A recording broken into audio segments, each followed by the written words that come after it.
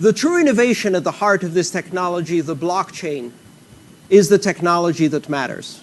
And this technology will create new opportunities in fintech for banking and financial services companies across the world, even while Bitcoin won't be able to succeed further.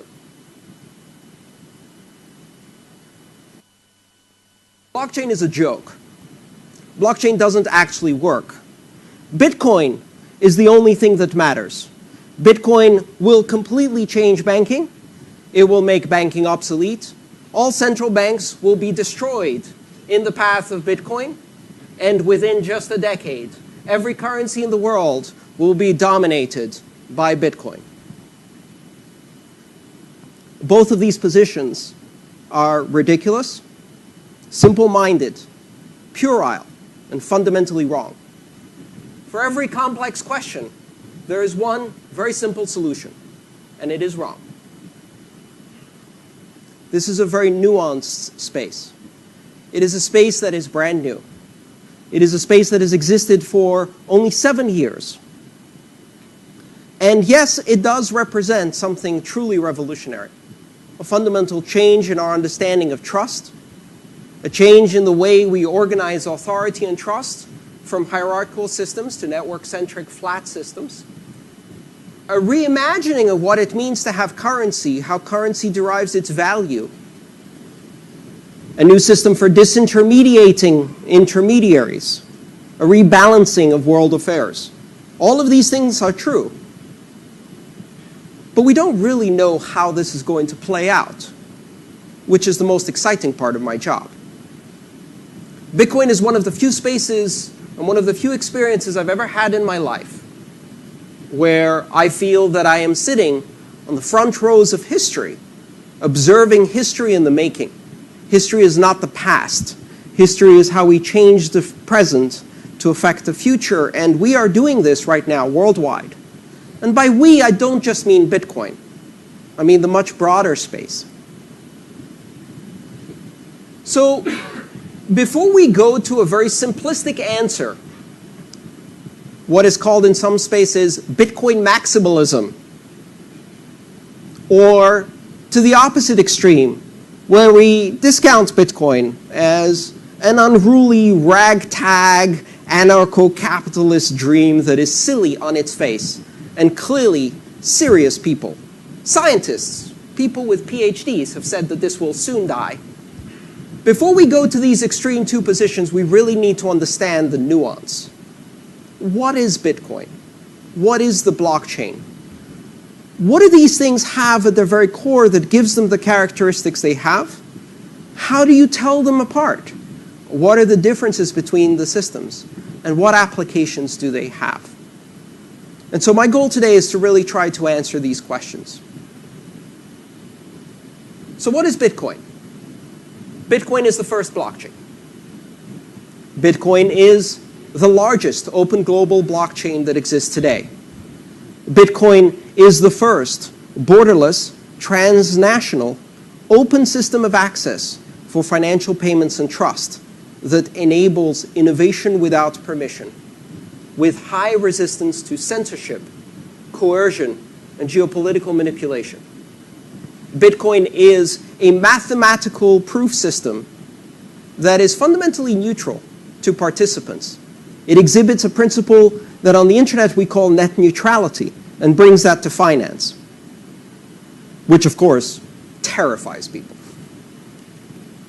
Finance without concern for source, destination, or amount, neutral routing of transactions, equal for everyone.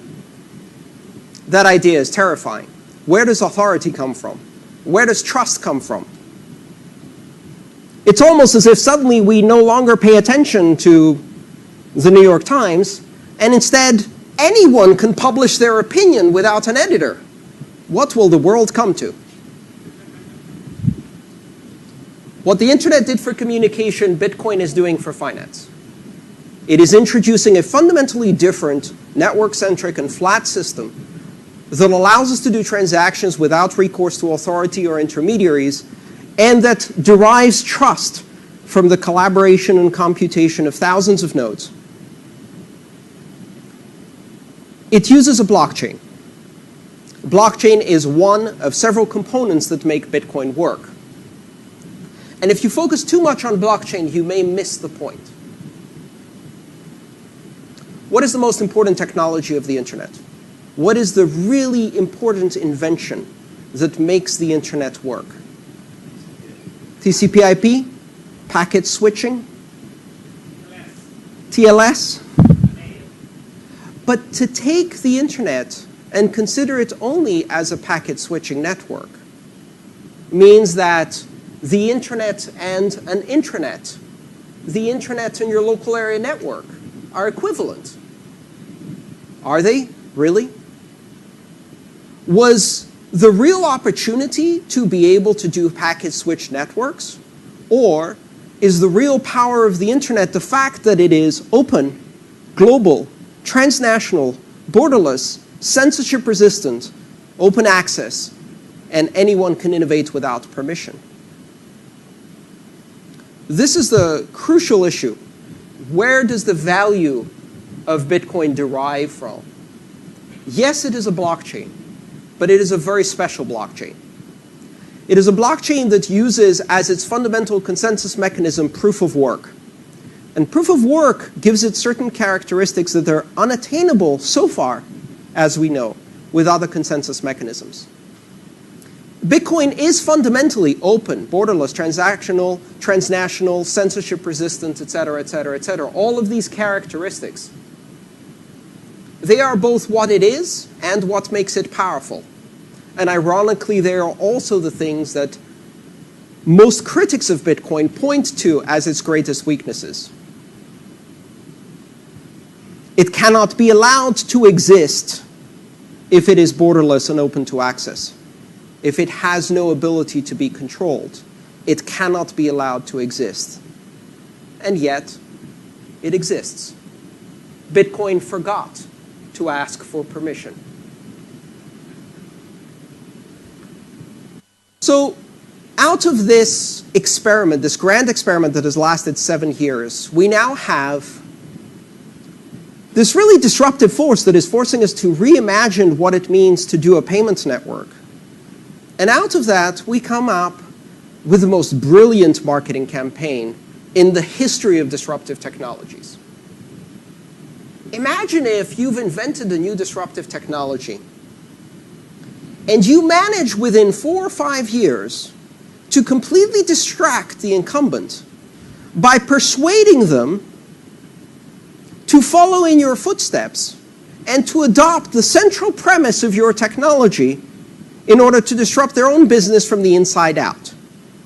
If the Bitcoin community had presented banks with the idea of blockchain, as we did, and said, here, put $1 billion into training people on how to do things our way, and work in our space. I mean, someone should have gotten the Nobel Prize of Marketing, the Oscar of disruptive distraction. But the truth is that the financial services environment seized on blockchain because they saw within it the possibility of using some elements of Bitcoin without being disrupted. But blockchain is not the only thing that makes Bitcoin tick. And so in this effort, we see many similarities to the early internet. In the early days of the internet, when companies saw the internet and they saw that it had no editorial control, no centralized security mechanism, no barriers to access, this represented a terrifying departure from the model of IT. And so as a result, most companies resisted. They built intranets using TCP/IP, and they put heavy firewalls all around to separate those intranets, keep them controlled, give them editorial access and control, and tame the system. They ended up with these islands of stagnant innovation that gradually became less and less secure. And then we had the second wave of the internet, where many of the most effective disruptive companies in the space took their internal IT infrastructure, turned it inside out, faced the world, put everything on the internet, and fully harnessed the collaborative potential of keeping an open, accessible system. We no longer live in a world of Oracle and IBM. We no longer live in a world of dominance through enterprise computing and enterprise software. Apple is driving your IT faster than Oracle. Your systems are inside out or they are stagnant. Collaboration is the name of the game. The most robust and secure systems are the ones that are on the internet, subject to attack every single day, subject to competitive disruption every single day, and through that process they become robust. Ironic that 15, 20 years later, we're repeating this conversation with a blockchain. So the question is, if TCP/IP isn't the magic sauce, but the really interesting thing is the open access collaborative global network, does that mean that intranets are useless? Does that mean that TCP/IP on your LAN or your data center has no value? Of course not. These are still very powerful technologies. These are still very useful models of adopting.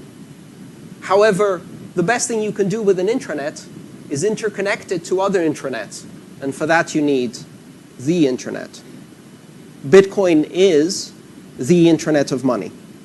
Bitcoin is the de facto money of the internet. Does that mean that Bitcoin will always be the internet of money? No. Does that mean that Bitcoin will always be the de facto money of the internet? No. What is special about Bitcoin is that it represents the open blockchain. The blockchain that offers anonymity, censorship resistance, open access, and innovation without permission. That engine creates an explosion of innovative potential. It connects the vast number of underbanked, unbanked people around the world, some 4 billion people who could become connected through a simple Android phone or even a simple Nokia text messaging phone to the global financial network. The open blockchain will change this world. And today, there is one open blockchain that matters, and that is Bitcoin. I can't predict that it will always be the only open blockchain that matters, or the dominant one. Why? Because it's not the best. But in technology, very often, best is not what wins. TCP/IP wasn't the best. In fact, we now realize it had fundamental problems in scaling, in addressing, in routing technology, and many other things. And yet, TCP/IP was good enough at scale with network effect so fast that it became irreplaceable. In fact, it has now become unupgradable. TCP/IP is so embedded into global networking that it resists its upgrade to IPv6 and has resisted its own upgrade for almost 20 years. IPv6 is coming. IPv6 has been coming since 1995. Any day now. But clearly, IPv4 is dead. And the internet can't possibly scale beyond Usenet, can't possibly scale beyond email, can't possibly scale beyond attachments, can't possibly scale to voice, can't possibly scale to video, can't possibly scale to HD video, can't possibly scale to Oculus VR 3D 4K capabilities. Of course it can't. It doesn't for a while, until it does. And then we shift the goal of what scaling means. And Bitcoin can't scale to Visa until it does. Bitcoin can't scale to a global transactional network until it does. But I can tell you what Bitcoin can scale to. Bitcoin can scale to a $7 to $10 billion secure transnational network that remains up and running 24 hours a day, 365 days, for 7 years running without a single successful attack against the core protocol. Not because there have been no attempts, but because Bitcoin has been under attack from day one, 24 hours a day, by some of the most sophisticated adversaries the world has seen. Why? Because Bitcoin has a $7 billion security bounty for breaking it. It is a system that is on the internet and lives right there in the dirt, in the war zone of internet security. And it survives. And as it survives, it gets stronger every day. So now, if that's what Bitcoin is, maybe this will be the one that becomes the internet of money. I can't predict that. What I can tell you without any uncertainty is that the world of finance will forever be dominated within less than 2 decades by open, global, transnational, censorship-resistant, largely anonymous, fully encrypted and privacy-protected payments networks based on the exact model of Bitcoin with optimizations. And maybe that thing will be Bitcoin with optimizations. Maybe it will be something unrecognizable that we still call Bitcoin because, hey, the brand works. Or maybe we'll call it something else. I remember how, when I was in IT, people kept telling me that Ethernet would not scale beyond 1 megabit, 10 megabits, 100 megabits, 1 gigabit. It could never scale. And so today we're running 10 gig Ethernet over fiber. But think about it for a second. What part of that is still Ethernet? The brand, the frame size, the switching algorithm? Nope. The physical address, maybe. Distribution mechanism? No. The network topology? No. None of that is the same. None of that is the same. What survived is the brand. We still call Ethernet what we have today. And so therefore the question is, did Ethernet scale? Sure did. As long as you keep changing what you call Ethernet. Can Bitcoin scale? Well, it depends. What are the characteristics that are Bitcoin unalterably? 21 million coin, limited issuance with predictable issuance rate. That is Bitcoin. You cannot change that. Proof of work algorithm that is decentralized with anonymous participants. That is Bitcoin. You cannot change that. Everything else is up for negotiation. We're going to maintain anonymity and privacy. We're going to empower the world. We're going to distribute these powerful tools of finance to everyone who has a smartphone. And when you think about this, we're not talking about everyone who has a smartphone having a bank account on their phone.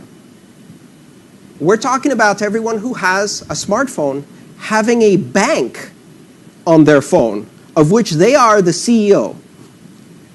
A bank with the possibility of international wiring and settlement, equity settlement, market making, loan origination and termination, liquidity generation, and many other capabilities that today even many banks don't have in a single system. And one day, a decade from now, a 6-year-old will be able to open a bank on their phone and become a banker. Perhaps even issue their own currency and become a central banker. That sounds insane. But that is absolutely the world in which we now live. The possibility of any individual on this planet issuing an unforgeable, global, secure, instantaneous currency is now within the reach of anyone. The recipe exists. Will it be Bitcoin or will it be something else? I don't know. But it will be an open, global, private, censorship-resistant, transactional, and transnational network.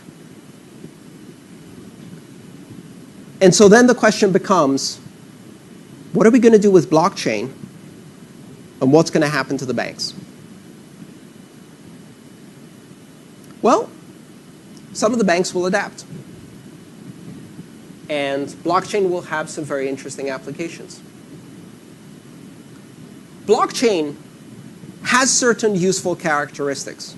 As a technology, blockchain in general is not an answer. If you say, I have a blockchain, what that prompts me to do is start asking you questions. It opens many questions. For example, what is the consensus algorithm? What is the control structure and governance structure? What is the model for currency generation or token generation? What is the authority for issuance? And what are the characteristics for security? And so if you start asking those questions, you can decide, okay, what type of blockchain is this? Is it open? Is it closed? Does it use proof of work? Or does it use a different consensus algorithm? Are we talking about a proof of authority, signing instead of mining, centralized network that is a consensus consortium between 5 or 6 banks, for example, with a closed permission-based access for specific participants? Maybe that's what we're talking about. But when you're talking about that, you need to understand what are the limitations of that technology. What does it do and what does it not do? Just because it's blockchain doesn't mean it will do everything that you think it will do.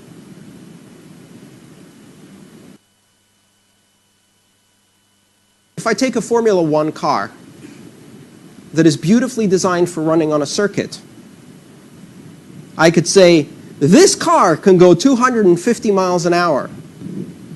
Fantastic. On what road? Because if I take it into downtown Milan, my average speed will be 15 miles an hour because of traffic. And if for what miraculous reason the road ahead of me opened up and I tried to hit 250, the car would disintegrate because of the road surface condition. And so just because it's a powerful vehicle doesn't mean that if you put it in a different context, it can operate. It has to be suited for the purpose. So let's examine some of the nuances. First of all, immutability. One of the things that people suggest that blockchains have as an inherent characteristic is immutability. The fact that you can record something on that ledger, and once you record it on the ledger, it cannot be changed. Immutability is not a characteristic of blockchains. Immutability is an artifact of a proof-of-work consensus system. The blockchain, the open blockchain, Bitcoin, has immutability because even if you control 100% of the mining power, you cannot recreate an alternative version of history by rewriting the blockchain without presenting valid proof of work that needs to be computed. You can effect, with the most immense amount of computation, hundreds of hexahashes per second, computation that doesn't currently exist on the planet. Let's say you did have that. You could now affect hundreds of blocks. You could rewrite the history of this afternoon, but not yesterday, and certainly not last week, and most certainly not last year. Even if you controlled all the hashing in the world, it is impossible to recreate the proof of work on the Bitcoin blockchain, even 2 days in the past. The amount of computation is unfathomable. Also, you've got to wait for everybody else to stop doing what they're doing while you recalculate the past, because they continue moving into the future, creating a longer blockchain while you're wasting your resources rewriting history. Immutability is a characteristic of proof of work, not blockchains. That has some very serious implications. Censorship resistance and coercion resistance are a representative fact of the anonymity of mining, the decentralized nature of mining. If you combine those two facts, you come up with some weird characteristics. Let's say you have a consortium consensus mechanism that controls banking. I don't know why you'd apply that, but let's say you built a blockchain that uses 6 banks that sign transactions in a round-robin fashion, or Paxos Byzantine sophisticated consensus model that you bought at great expense from a very expensive consultant.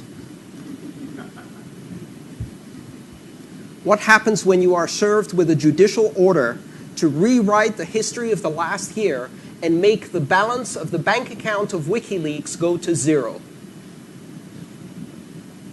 What happens if you're not served with a judicial order, but simply blackmailed through market pressure by a regulator to do that? Not that that would ever happen. I mean, in a democracy, we don't just cut off the finances of WikiLeaks without any judicial process, do we? So the problem is that you can actually coerce the participants in the system to rewrite the financial history of transactions. That represents a moral hazard of extreme proportions. The next question is, why would you use such a thing for a settlement system? And this is something that mystifies me. Okay. SWIFT is an antiquated pain in the butt. It's expensive, it's slow, it's mired in geopolitical control. The equity clearing systems are not as bad, but they're still expensive and slow.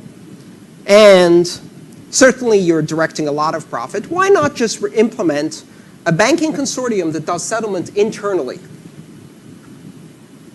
Well, I have an idea. You know, one of the things about having a centralized clearinghouse, apart from the fact that they have maximum transactional efficiency, they can operate at billions of transactions per second, no problem, right? And a blockchain really can't replicate that level of efficiency. There's no way you can do it. Physically, it is impossible. But let's say you get around that. So what you're saying is you're going to replace a party that has no fiduciary interest in the equities that they're clearing, in the instruments that they're clearing, that is not a market maker and participant in this market, that is completely independent by design, and that gives you a guarantee of neutrality through separation of concerns and duties. With a consortium of 5 banks that they themselves are market participants, market makers, and have enormous conflict of interest. So until now, at least, the brokerage game is gamed. Front running, algorithmic trading, dark pools. The futures game is rigged. The foreign exchange game is rigged. But at least the settlement game isn't. So you're going to give that to a consortium of banks to do without any oversight? And you're going to do this with a blockchain that has what? Full encryption? Complete anonymity? Well, that's a double-edged sword. But if you make it fully transparent, then the first time Anonymous gets into that market and leaks that blockchain, oh, wow. Forget Panama Papers. This is Panama terabytes. Every transaction ever made. I would love to see the black budgets of some governments come out when the blockchain leaks. And how do you protect the keys? How do you protect the keys that are used to sign this consensus algorithm? You're creating an enormous concentration of risk there from a security perspective, because if those keys are stolen, even just as a denial of service attack, they will lead to disastrous consequences. But that's okay, right? Because banks know how to keep information secret. Oh wait, not even the NSA can do that. There is no system in the world that we can design that can keep secret information secret forever. Bitcoin's answer is to decentralize the power so massively, or as much as possible, that there is no place to press the button, to pull the lever, to exert control, to force the system. The whole point is decentralization. Now, blockchains can effectively decentralize big parts of the financial system. They will absolutely generate cost savings for banks. They will affect the margins. They will increase efficiency. Like intranets, they will be very useful tools. In fact, I think you should implement an overlay blockchain on top of Bitcoin for settlement and replace SWIFT. Swiftly. But in the end, it doesn't matter. I'm not critical of blockchains because I am morally or ideologically opposed to banks continuing to do business. I think banks have bigger problems than Bitcoin. I have some questions about the practicability and applicability of blockchains without proof of work, blockchains without decentralization, blockchains that are closed and not open to access, and blockchains that don't have permissionless innovation. I don't think those things really deliver on the promise. But more importantly, in the end, I don't care. I really don't care. I'm not interested in the 1% marginal decrease in cost of a settlement platform for interbank this, that, or the other. I don't care. 4 billion people are underbanked. And with an open blockchain, we can change that. And that's the team I'm on. Thank you.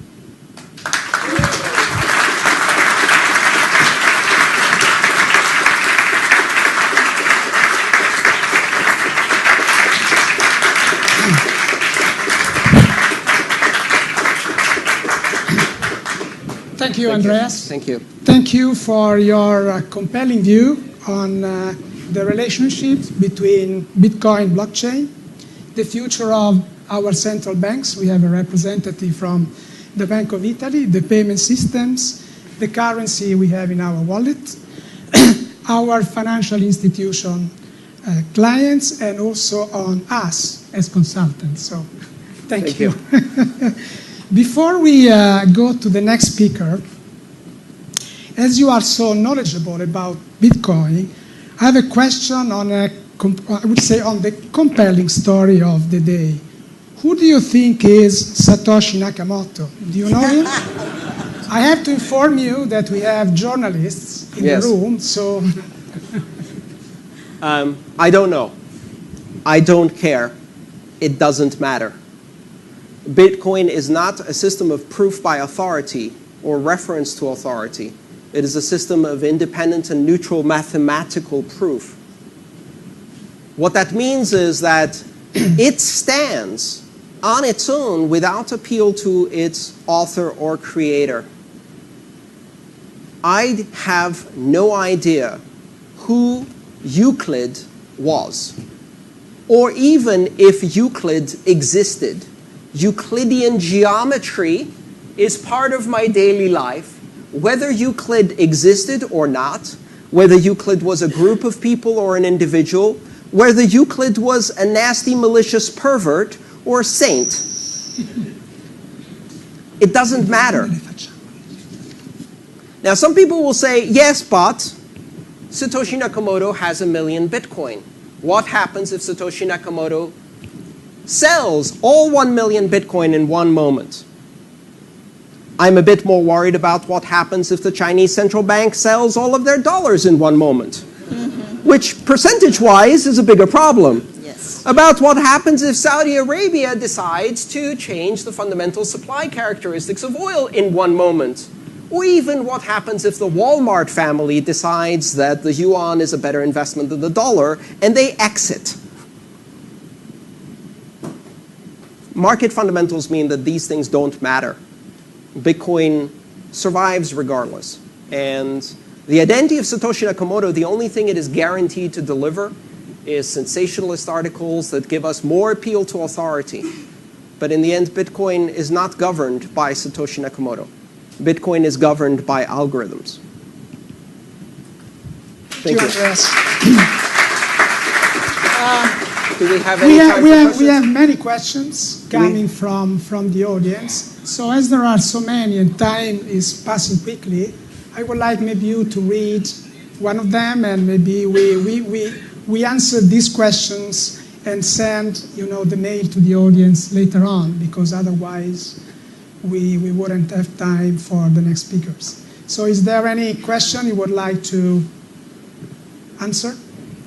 Let me see just a second. Sure.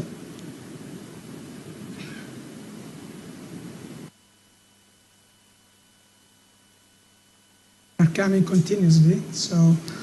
I think will the success of blockchain be defined by a push factor from the market or a pull factor from the audience, as is happening now? I'd like to shift that a tiny bit and talk about the open blockchain, the global open blockchain, Bitcoin, as it exists today, I said we forgot to ask for permission, but we also don't need support. This is not a system that is going to work better if banks support it and back it. It is not a system that is going to have an increase in trust if we add intermediaries. It is not a system that will become better if we add identity and reputation systems, thereby replicating the problems of the past.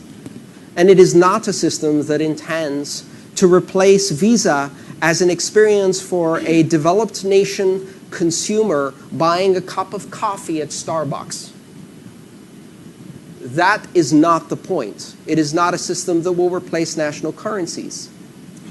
Bitcoin will affect import-export businesses, international remittances, insourcing and outsourcing, and cross-border transactions where the friction is greatest, and it will serve those who are not being served by banks.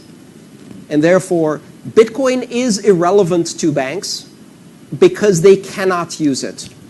And they cannot use it because banks are fundamentally imprisoned within a regulatory system that does not permit them to use systems without identity. And outside of that prison are 4 billion people who don't have identity to be part of that system. And they can use Bitcoin.